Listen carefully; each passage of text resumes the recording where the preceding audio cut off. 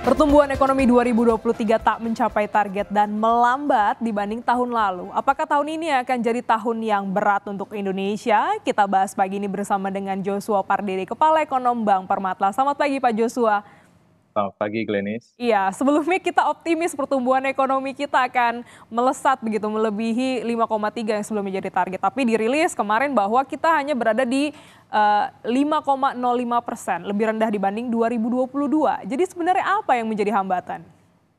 Ya, saya pikir kalau kita menilai kinerja pertumbuhan ekonomi 2023 ini sebenarnya tidak jelek, karena kalau kita bandingkan dengan negara-negara dalam anggota G20 sendiri, kita mungkin di bawah India sedikit ya, dan juga China. Jadi kita melihat bahwa resiliensi ekonomi Indonesia di 2023 ini sangat dipengaruhi ataupun sangat ditopang oleh konsumsi rumah tangga yang masih berkontribusi cukup besar ya, lebih dari 50%. Sekalipun memang kita tahu situasi global, risiko global dari tensi geopolitik dan juga perlambatan ekonomi global, ini juga turut cukup banyak mempengaruhi kinerja ekspor Indonesia di tahun 2023 yang memang secara angka memang menunjukkan tren menurun. Karena permintaan misalkan dari China ataupun dari US dan juga Eropa ini mengalami penurunan sejalan dengan aktivitas ekonomi di negara-negara tersebut yang juga melambat. Namun kita perlu cermati juga mengapa mungkin konsumsi rumah tangga pun juga.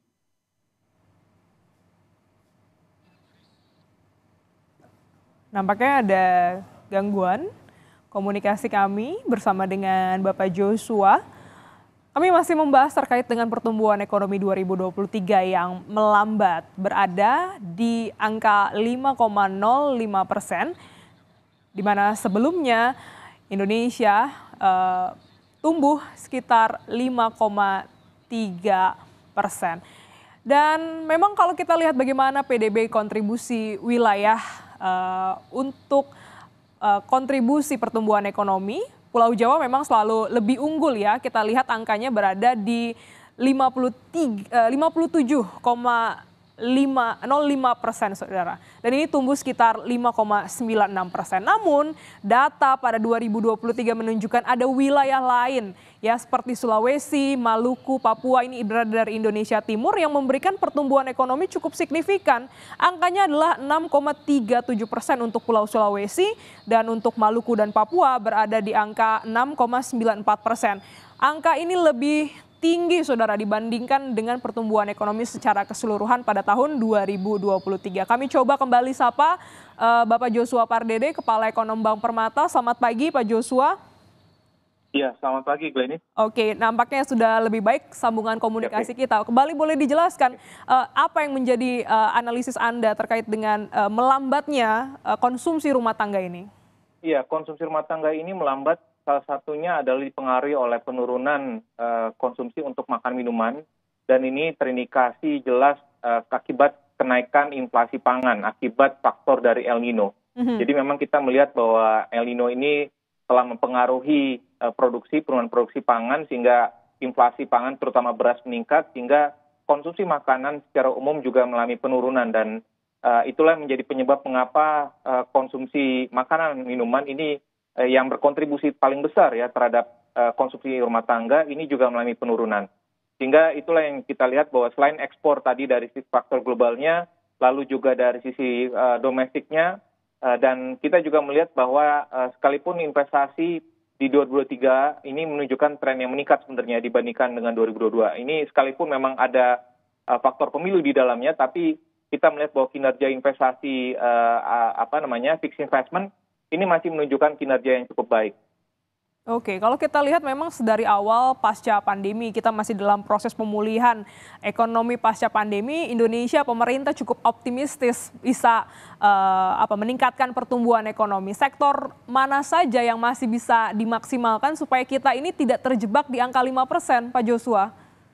Ya, kalau kita melihat dari sisi kontribusi dari sektoralnya, ini kita perlu mendorong sektor-sektor yang memang memiliki porsi besar ya terhadap PDB kita.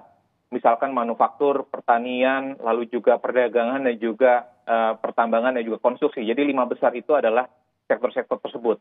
Dan kalau kita melihat sisi manufaktur, sektor manufaktur, memang kendalanya adalah kita melihat bahwa dari tadi faktor global ya, khususnya adalah kinerja ekspor ataupun kinerja manufaktur yang berorientasi ekspor, ini masih akan cukup terpengaruh ya dengan adanya perlambatan ekonomi China dan juga Amerika Serikat tahun ini. Dan oleh sebab itu makanya kita perlu mengoptimalkan sektor-sektor ekonomi lapangan usaha yang memang berorientasi dalam negeri.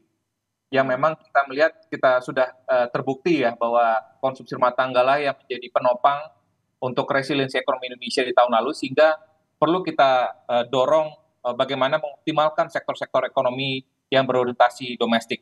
Lalu juga kita perlu menjaga dari bagaimana terkait dengan sisi konsumsi rumah tangga, khususnya makanan minuman, bagaimana pemerintah juga mengupayakan mendorong produktivitas sektor pertanian.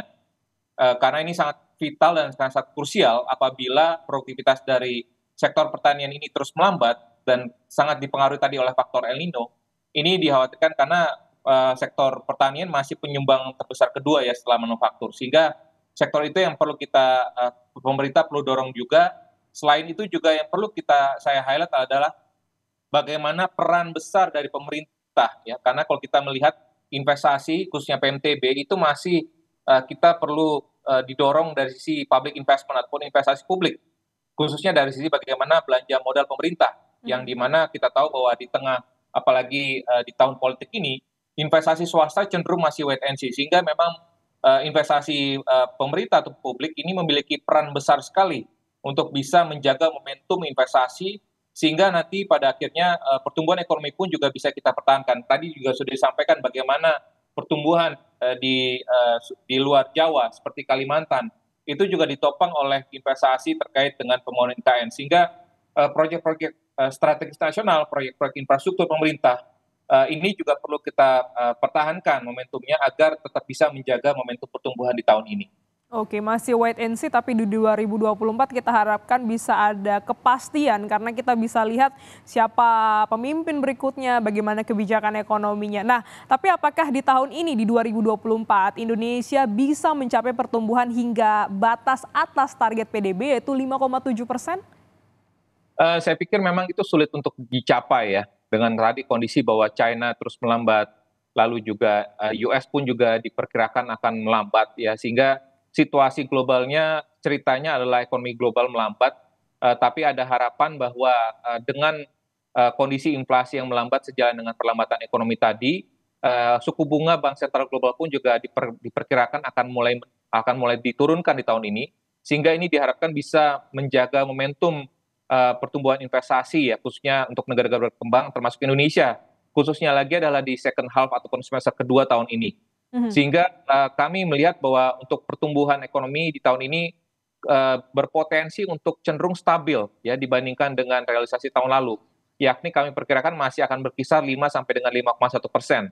Dan khususnya lagi adalah di semester kedua kita berharap bahwa pasca pemilu dan juga di tengah ekspektasi bahwa Bank Sentral termasuk Bank Indonesia memiliki ruang untuk menurunkan suku bunganya, maka kita berharap bahwa investasi termasuk juga tadi bagaimana upaya pemerintah menjaga momentum konsumsi masyarakat, terutama bagaimana menjaga confidence level ya, bagaimana kita memberikan vitamin C ya, confidence kepada konsumen, khususnya masyarakat kelas menengah, ini agar tetap bisa belanja dan juga spending. Dan ini bisa kita manfaatkan misalkan bagaimana momentum pertumbuhan konsumsi tadi itu menjaga spending masyarakat, karena kita melihat bahwa misalkan hari libur di semester 1 ini kan cukup besar ya, cukup banyak. Jadi bagaimana pemerintah mengoptimalkan menjaga stabilitas harga, khususnya menjaga agar tidak terjadi kenaikan yang cukup signifikan dari harga pangan, termasuk juga tadi untuk kelas menengahnya bagaimana mendorong menciptakan situasi yang kondusif dan juga memberikan insentif-insentif agar spending masyarakat kelas menengah tadi itu bisa tetap terjaga. Oke, saya tegaskan sekali lagi karena kita bentar lagi mau pemilu, Pak Joshua. Jadi pemilu itu sedikit sekali ya kontribusinya terkait dengan PDB ini. Ya, kalau kita melihat di satu sisi investasi ini masih cenderung wait and see ya. Ini yang sangat tren yang sudah kita lihat sejak pemilu 2004, 2009, 14 dan 19. Ini memang investasi, khususnya investasi asing, ini cenderung mengalami perlambatan secara sementara. Namun pasca pemilu memang trennya akan ada dampak positif ya, ataupun ada harapan besar dari investor asing. Sehingga itu dampak negatifnya dari sisi investasi akan cenderung wait and see. Namun konsumsi kita melihat bahwa kegiatan pemilu ini kita melihat jelas bahwa aktivitas ataupun anggaran pemilu langsung dari pemerintah pusat di tahun ini sendiri hampir sekitar 40 triliun rupiah. Sehingga tentunya ini diharapkan dapat bisa mengakselerasi ya spending masyarakat, dan ini juga bagaimana lembaga non-profit yang melayani rumah tangga LNPRT ini juga berdampak meningkat ya kalau kita lihat dari sejak kuartal keempat tahun lalu kinerjanya. Dan kita berharap juga dari sisi sektoralnya, misalkan berkaitan dengan perdagangan, logistik, ya, lalu juga dengan terkait dengan media juga, ya, ini karena aktivitas pemilu, ya, sektor-sektor tersebut ini diperkirakan akan cenderung mengalami kinerja yang meningkat, ya, sehingga itu diharapkan akan bisa menjaga momentum, sehingga kalau kita melihat net-netnya semestinya akan ada dampak sedikit positif ya pada pertumbuhan ekonomi. Namun tadi kondisi globalnya ini harus kita mitigasi, misalkan dengan diversifikasi tujuan ekspor Indonesia yang menjadi non tradisional, dan juga bagaimana meningkatkan produktivitas sektor-sektor produksi kita sekaligus juga meningkatkan nilai tambah ya. Jadi oleh sebab itu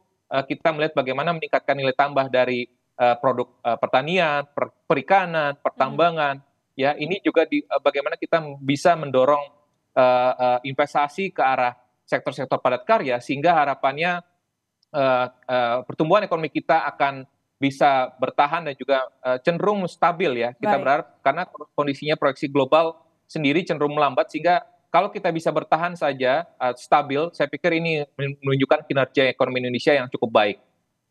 Baik, terima kasih Kepala Ekonom Bank Permata Joshua Pardede telah bergabung di Kompas Bisnis.